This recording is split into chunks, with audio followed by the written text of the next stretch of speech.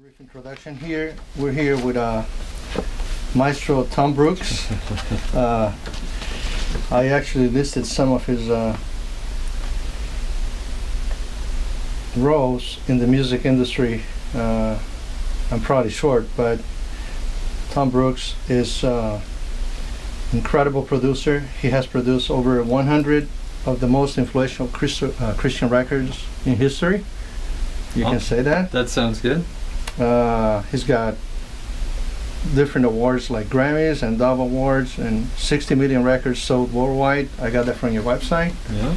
And some of the Christian musicians and artists that he's worked with and produced are Kenoly, Baloche, Moen, Israel Houghton, Crystal Lewis, Tommy Walker, and he has also worked with Alan Parsons, Kenny Loggins, Larry Carlton, James Ingram, just to name a few.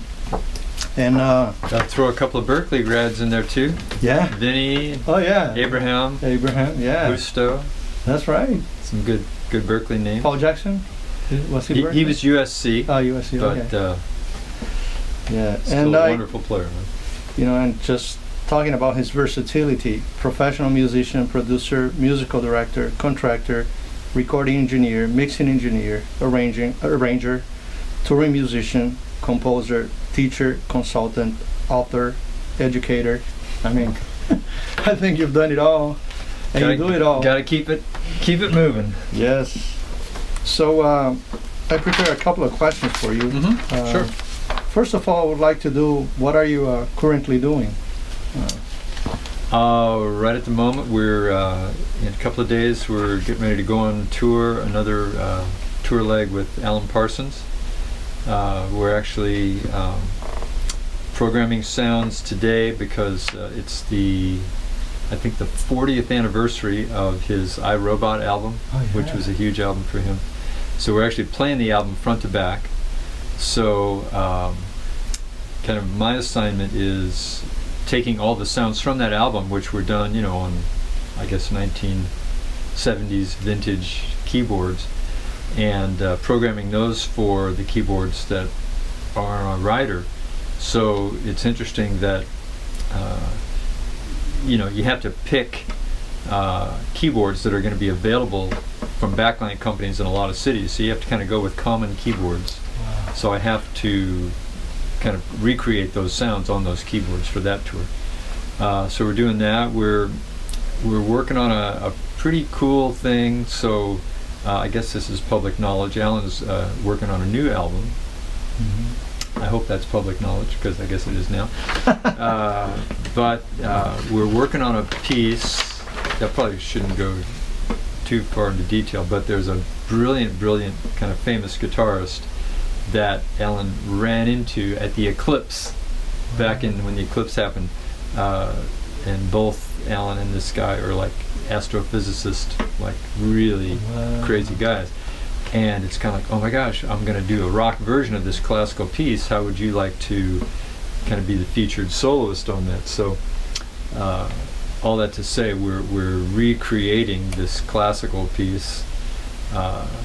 So I'm basically going to reduce this 12-minute score down to sort of a 4 to 5 minute size. We'll be re-recording with full orchestra and turning it into kind of a prog rock extravaganza. So demoing up that now in East-West Orchestra. And so there's that. We just started working on a couple of new songs for Chance the Rapper. Oh yeah. I don't know if you know Chance. So we saw you at the Grammys playing? Yeah, we did the thing with him at the Grammys and got to know them. Super great bunch of guys. So we're doing orchestrating the first 2 songs on their new record. And that's really cool. They're fun to work with.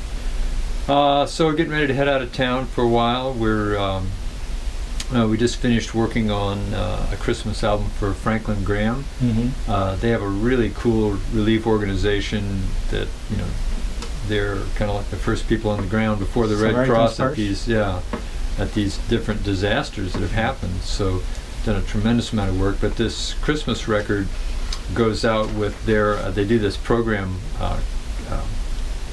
what is the name of the program? It's like Christmas gift box. Oh yeah, the Operation Shoebox. Yeah, shoebox. Yeah, which is really cool. So they're giving basically a little Christmas present for a lot of these kids that get nothing, right?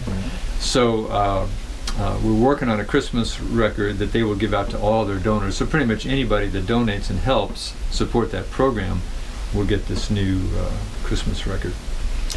Wow, that's incredible. So you know, when I went to Haiti on a mission trip, I got to distribute some of those shoeboxes. Oh yeah.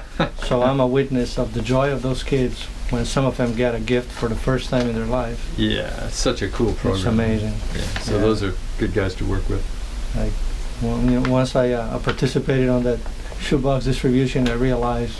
Yeah, what a cool thing. What a cool thing it is.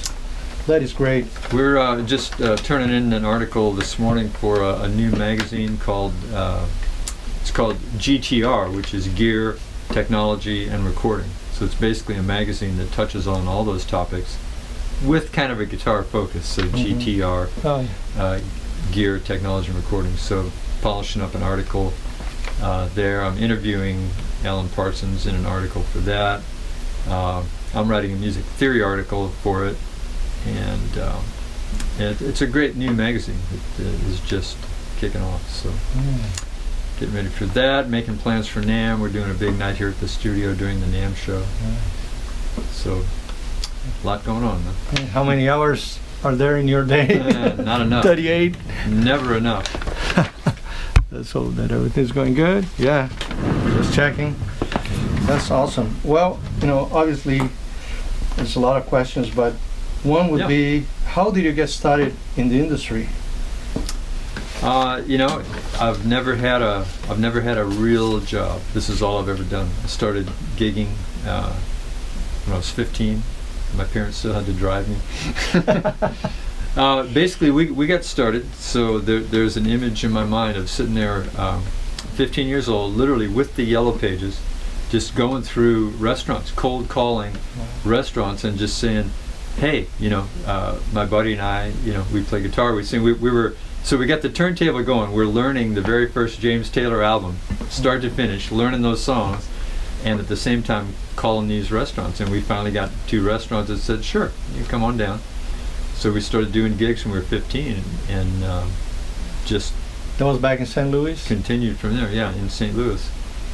So, you know, I mean, my kind of thing there that I tell people is just, you got to be ready, you know, like, so when one of those restaurants said, yeah, you can't wait till that point, and said, oh, well, I got to learn music, I got to, you know, we had our act together, so when somebody said, yeah, we were able to go and deliver. So, you know, I think the main thing is, you got to go make your way. You know, nobody's going to come knocking on your door and say, hey, do you want to come out and do a gig? You know, you got to be ready to be awesome, and you got to go out and find your gig. And regardless how small it is, our first thing was Village Inn Pizza, you know, but we were able to go there and do a really good job, to the point where they said, man, you know, this is terrific, you know, can you guys come on a regular basis? So yeah, you got to be ready to be awesome, and you got to make your path, you know. Luck favors the well prepared. Yeah, absolutely.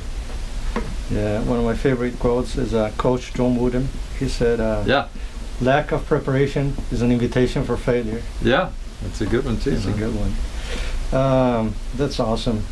Well, we kind of talked a little bit about your background. Do you have any titles or degrees, or, you know, education, formal? Yeah, I actually do. So I did my bachelor's degree in St. Louis, and then I did go on to get a master's and a doctorate.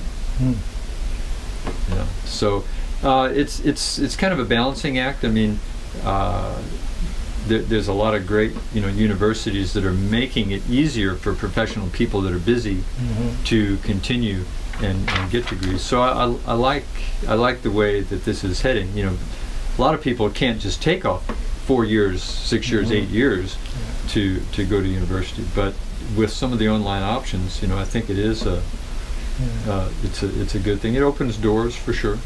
No, that's it's kind of controversial because I've been going to a lot of panels and discussions like AES or NAMM show, and some very successful musicians, producers, they encourage this new generation not to go to college and just get the equipment and practice at home. Yeah. And you know, I actually was at the Pensado's workshop, and he just told people, don't waste your money going to college. Just buy the gear and start working in your garage. Well, here's I want to know your take on it. Here is my take on that. I think the onus is on the universities, and you know, it's interesting. Here we're talking to Berkeley. This is one of the universities that's doing it well, but a lot of universities are not doing it well. Part of what I do is I get hired by universities to go in and basically take their program and make it practical. In my mind, the onus is on the universities to teach something that's worth 150 grand a year. Or sorry, 150 grand for 4 years. So in other words, if I'm talking to a student, if I'm talking to the parents of that student, and I'm saying, I'm encouraging you to invest 150 grand, say, in 4 years of your life, and what I'm going to hand you is going to be worth every bit of that. Now, if I'm going to be able to make that pitch and be honest about it, my university that I'm representing has to deliver something that's practical and useful, that's going to make your musical life way, way better than it would have been if you just sat there in your PJs and watched YouTube videos. So, you know, part of what I do for the university is say, okay, look, if they're going to use this knowledge 90% of the time, that's what you ought to be teaching 90% of the time. If you're teaching a factoid that they're going to use maybe one day in their life, you better not be spending more than that tiny percentage of time teaching it. So, and just the whole idea of you can't teach music, like I wouldn't conduct this interview speaking in King James English. I could, but that's just not the way people talk. So why would you teach musicians to use theory language that nobody uses today? You know, I could teach you to resolve, you know, a French sixth or a Picardy third, but you would never talk that way on stage, you'd never talk that way in the studio, you'd never talk that way on a live gig. So why teach musicians? Now it's okay to say, hey, just so you know, this is how we term this, but you know, they used to call it this, but this is the, you know, you can reference it. A lot of the material's not that much different. I mean, common practice harmony we've been using for the last 400 years. You know, the 4 chords in every pop song on the radio right now are the same 4 chords that Mozart used. They aren't any different, but it's just let's teach it in the language that people are really going to use. So I think colleges have to start teaching music in a practical way if we're going to be able to go back to people like Dave Pensado and say, now hold on a minute, you know, here's a music program at Berkeley, here's a music program at Full Sail, here's a music program at this university that is really preparing musicians to be great musicians, to walk in and nail a chart first time, to be able to arrange a chart in a way that, man, it just, you know, so we got to get some good universities teaching music in a way that makes sense. That's great. That's a great answer. Well, this class is developing your artistry. Not just saying that because we're talking to Berkeley. Yeah, right. But they're one of the schools that are doing it well. So I actually had this question about art. How do you define the art that you create, and if you could describe it? Well, that's a tough one, right? what's that song by 10cc, Art for Art's Sake, Money for God's Sake? Yeah. It's obviously a balance. You know, we all have like a creative spirit that we want to create art for that reason, whether we were getting paid for it or not. You know, so we got a right brain and a left brain. Is that guy still? Oh, it's flashing slower. Are we okay? I'll say, okay. Yeah, it's going good. Yeah, sorry. Yeah. You know, so obviously, you know, there's one side of you that wants to create art just to make it great. And then there's another side of you that says, well, am I going to make enough money doing this to justify? So you get in that zone of, okay, they're only paying me for an hour. Am I really going to spend 3 hours on this mix? Well, maybe I am, because I want people to hear this mix and go, oh my gosh, this mix is incredible. Who did that? I want that guy to mix my record. So you know, this other phrase I like, the king sits in every audience. So you can't go in on a cheap gig and do a lousy job. Correct. Because, you know, somebody could be hearing that and they could go, wow, who is that drummer? I want him to go on the road with me on this next tour. Right. So there's always that balance. You know, you can't spend too much time on gigs that don't pay you money. But especially when you're starting out, you know, you're probably going to have to do some gigs maybe for free just to show people that, man, this is a guy I want to work with. So that delicate balance, I mean, it's just like sports or anything else. You know, that balance is, the perfect balance is what you want to achieve.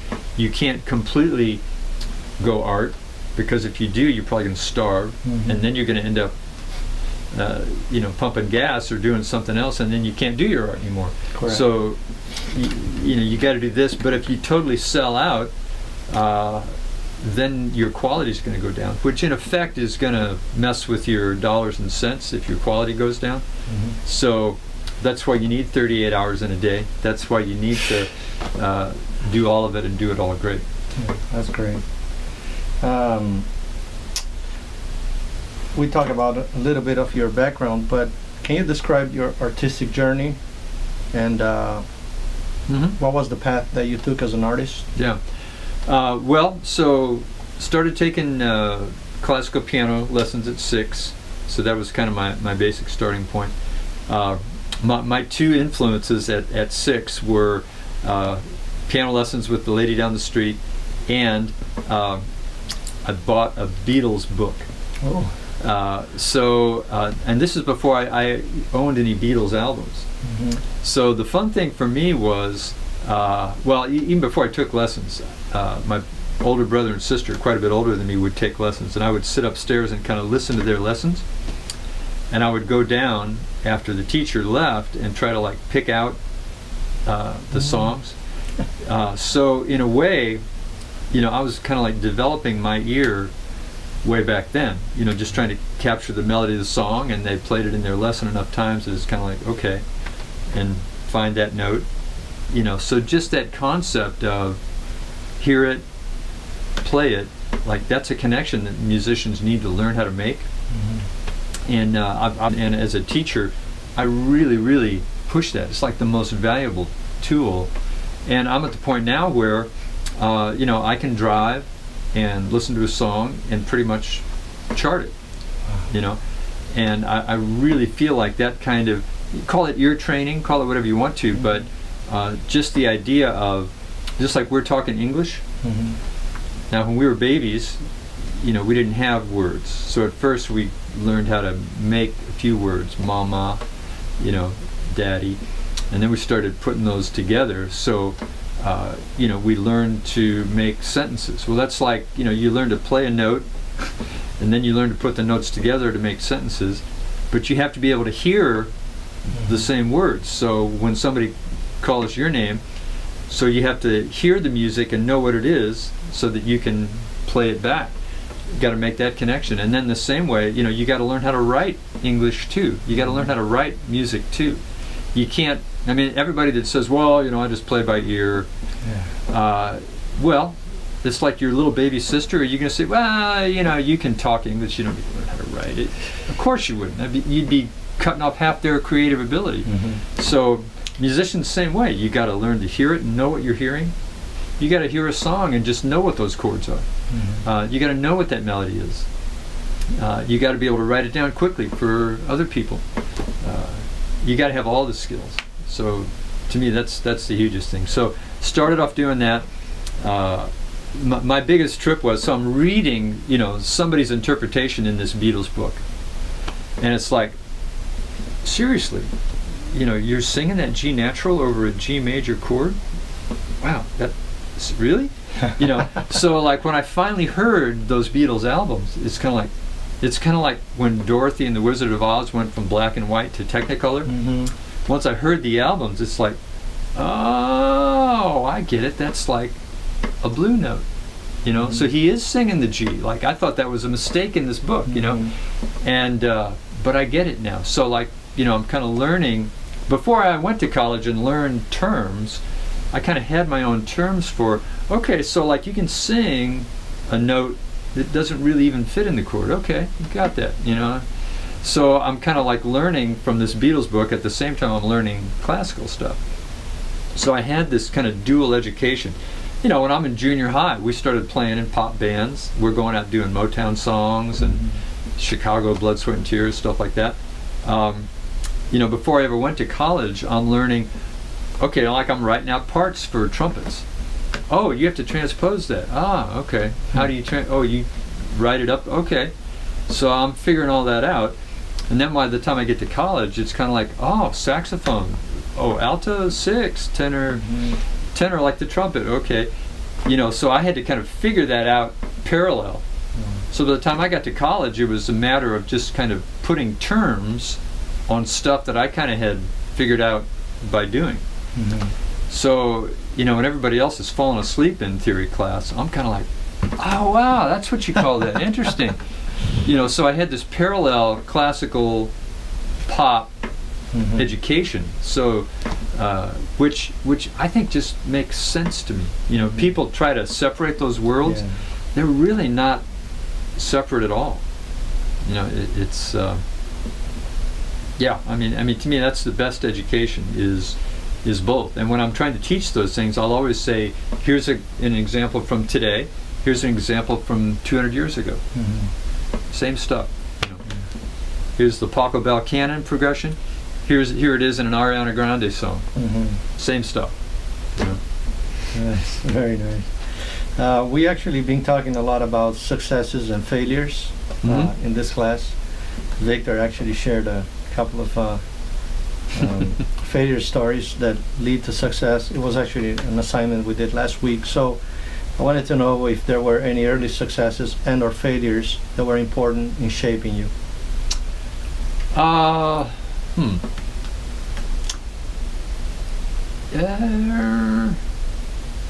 terms of failures, probably the only things that I would term like personally failures would be, I come up with some pretty big ideas.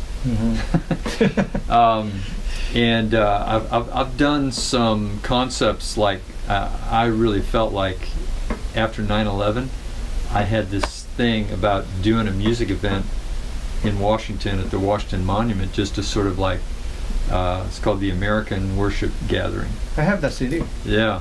And it was one of those things that, I mean, on a lot of levels it was very, very successful, but you know, just from a business financial level, it was a thing that I got into.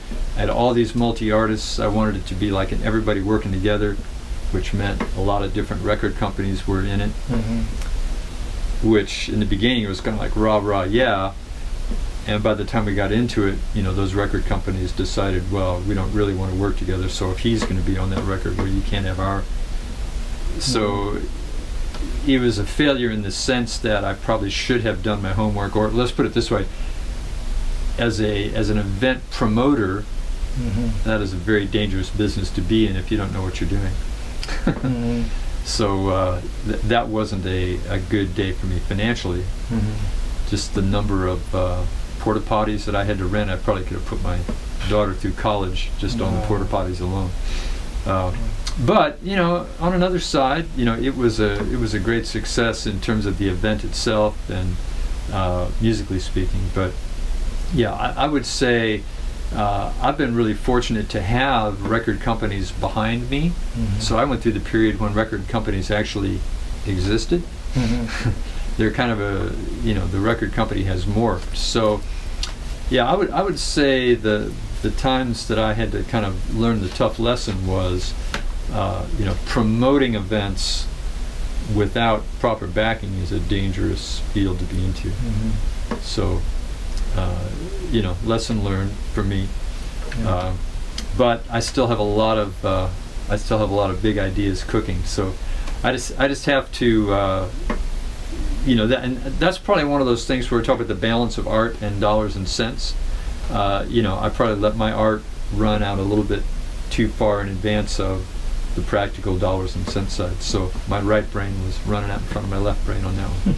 That's nice. But in terms of successes, I've been super fortunate. So out of college, started doing music literally on a TIAC 3340 4-track machine, 1/4-inch tape. We're talking basic. I started recording bands. That's at the age where you record 3 tracks, bounce to 1, kind of like the early Beatles stuff. I bought 2 more of those, and back then synchronization was just cue it up, play button, play button, play button. And you could get it to sync maybe for a minute, bounce to another machine, cut the master, but some of the albums that I started doing that way literally have gone, a couple of those platinum albums on the wall are literally ones that I recorded on those 3 3340s. So whatever technology you have, you can make great music. Absolutely. You can't use the excuse of, well, if I just had this one device, that's baloney. But I had been making those, just kind of pouring my heart into those, trying to make them as good as I could. Again, way more than I was being paid for them, but ran into, or I should say, one of those got in the hands of some promotional people that ended up coming back to me, and that turned into a tremendous distribution deal where I got contracted to do 8 albums a year, well, basically an album every 8 weeks for this kind of music club. Wow. Did that for about 10 years, where we were cranking out a new album start to finish every 8 weeks. And at one point that club got up to 250,000 people. Wow. So literally every 8 weeks we were delivering an album to 250,000 people. So, that kept us hopping, but literally it was because I made those first albums good enough, and the king sits in every audience. Somehow one of those albums got in the hands of the people who said, hey, you know what? And that exploded. So that was a huge ramp up success. And I still do that. I've been doing it for a lot of years, but I'm still doing everything that I send out of here. I want to be sure that if somebody hears it, that it goes, oh my gosh, and somebody's going to be inspired to say, hey, we could do this with that. So that's key. Everything you do has to be very nice. Jaw-dropping. What has been your greatest accomplishment as an artist?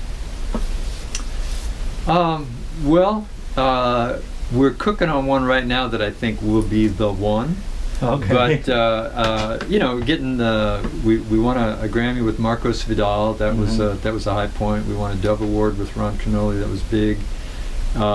We've had 6 albums that have gone platinum, multi-platinum, 12 that have gone gold. So those are all kind of huge big moments. We played a festival in Nigeria for 750,000 people. That was a pretty fun night.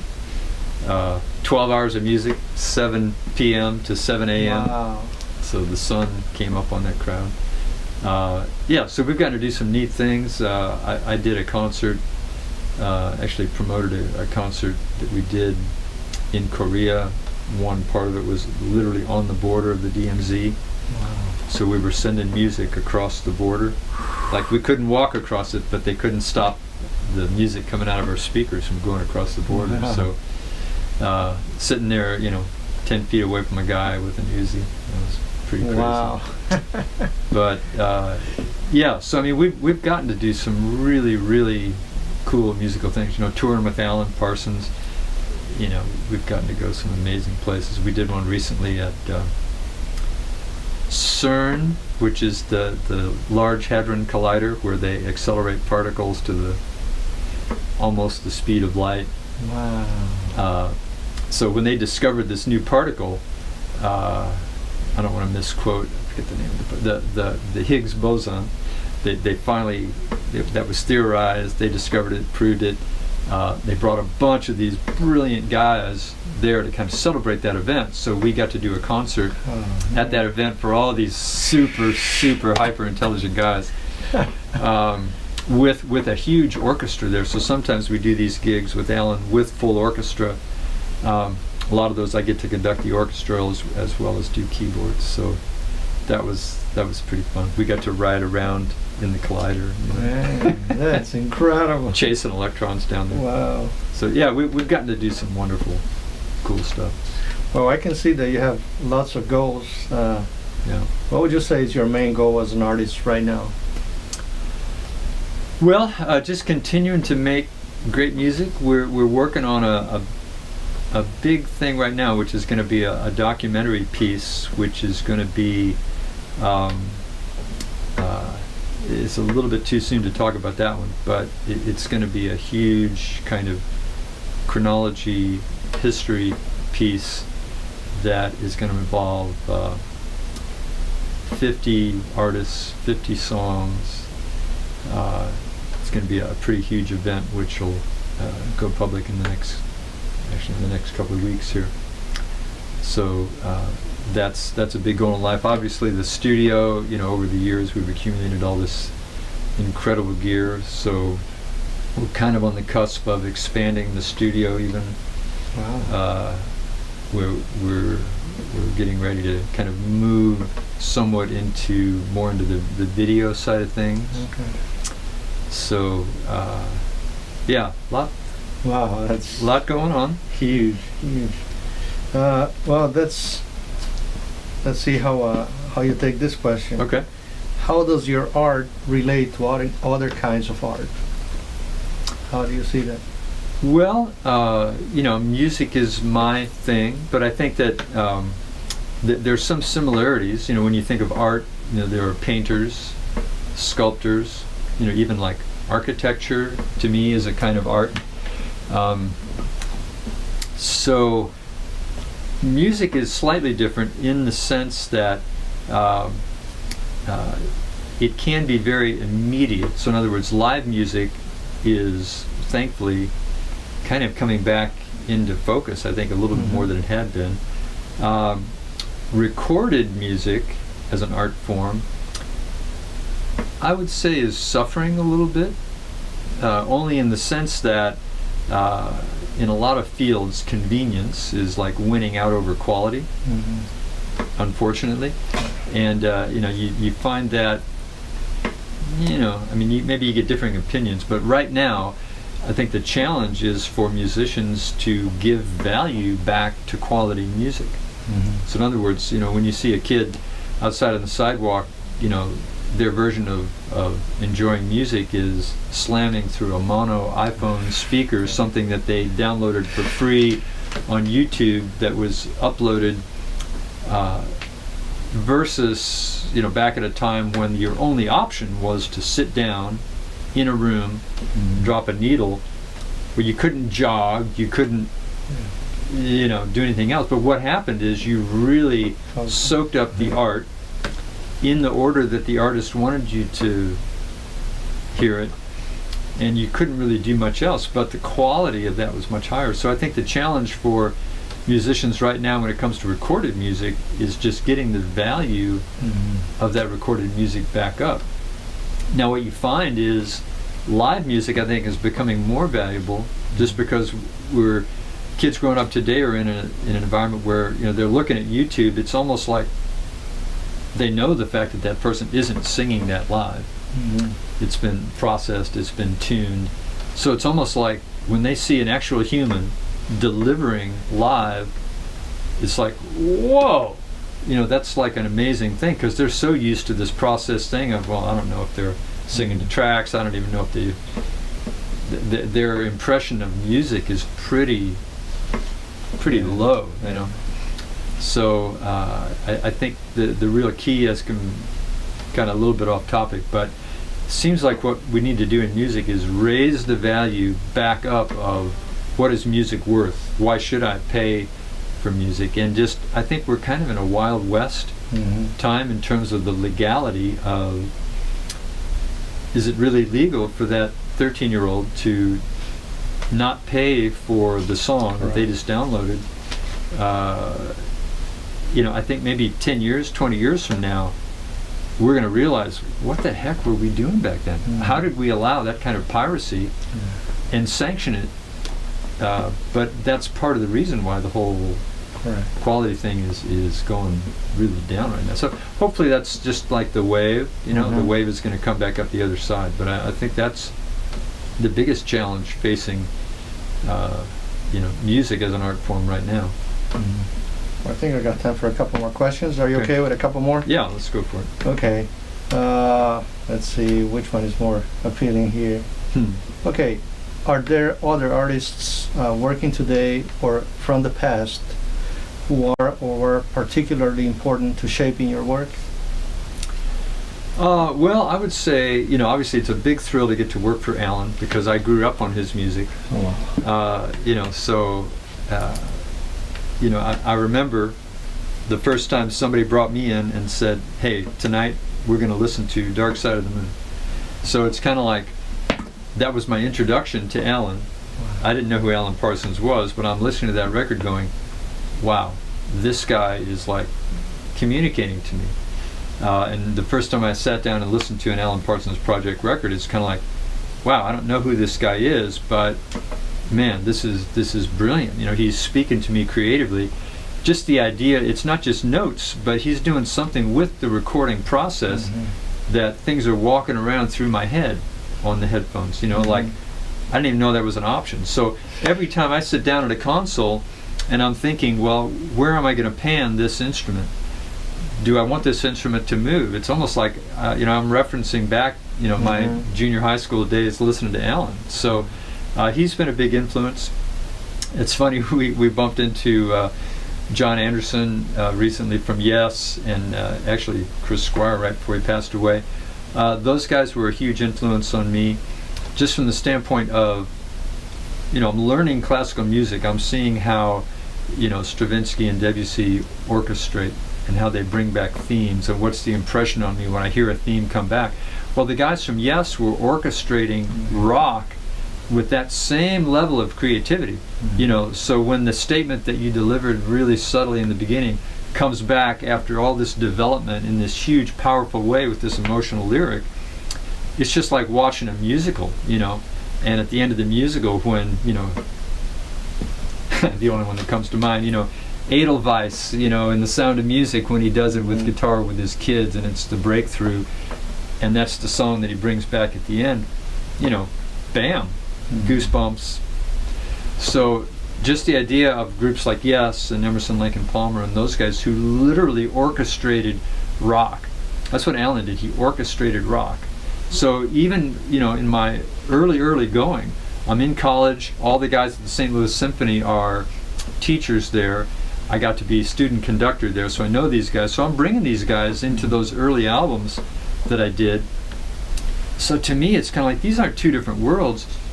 I mean, timpani and double basses and cellos are just as powerful as an overdrive guitar. Combining those together, that's like a big deal. So I would say those groups, just because of the way that they incorporated those classical orchestral elements in with the powerful rock elements, those are probably like my biggest influences. I'll do two more then. Okay, that's a hard one. Let's see. How does your art relate to, reflect, and define your identity? Well, I would say, maybe to a fault, maybe it defines it too much, in the sense that I just kind of live and breathe music. It's all I've ever done my whole life. Probably to a degree that, a psychologist would say maybe too far. But, I'm literally, I fall asleep with headphones in, listening to music, listening to people talk about music, listening to really insane level people talk about music, just because it's fascinating to me. And even stuff that I know, I'll listen to other people talk about it, and it's kind of like,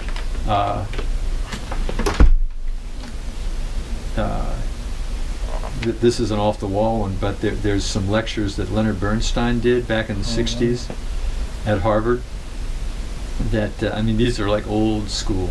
But listening to these lectures and just listening to a guy like Leonard Bernstein talk about music, those lectures are kind of amazing. And I've listened to those 10 times, and I still go back and reference those again. And you know, learning how to learn from people that, you know, like I was listening to a guy last night on YouTube talk about Pythagorean tuning and mean tone tuning versus tempered tuning. And some of the stuff he's saying is kind of like, dude, you're out to lunch, that's not right.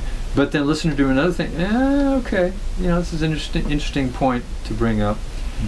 And just like diving into subjects, but how does it identify me as a person? Pretty much the meter's pegging on that pretty hard. You know, music is pretty much what I do. But I think the thing that people need to grab is you got to learn to love to learn. You got to walk into every day and be prepared to learn something, even if it's a music style that's way off your radar. Well, maybe you ought to listen to that and see if there's something there you can pick up. Or, you know, maybe it's that 13-year-old that's out there and I'm saying, what are you doing listening? But maybe I need to pay attention to why is that working for them. Could be your people that criticize you, you know, rather than kind of shut off. Maybe you need to sit back and go, okay, well, I think a lot of that's off base, but I don't know. Could I improve in that area? Am I maybe missing something? So, yeah, again, a little off topic, but just the idea of, man, you can learn from anybody and everybody. So always be open to learn. Very nice. Oh, that's awesome. I guess I'll close with this question. Yeah. Any advice to all the young artists and all the students, all my classmates? Well, that's a good one. Learn to love to learn. You know, wake up every day and be prepared to soak up new knowledge from everybody. Open your mind to really, really learn about stuff. Don't be like a narrow musician. Like, you need to read it, you need to hear it, you need to write it, and those should be super, super fluent. You know, get your relative pitch going where it's unbelievably good. Get a pitch reference. Like, I don't have perfect pitch, but I know if I sing down a scale, I can feel what a low G feels like. That's kind of like my lowest note.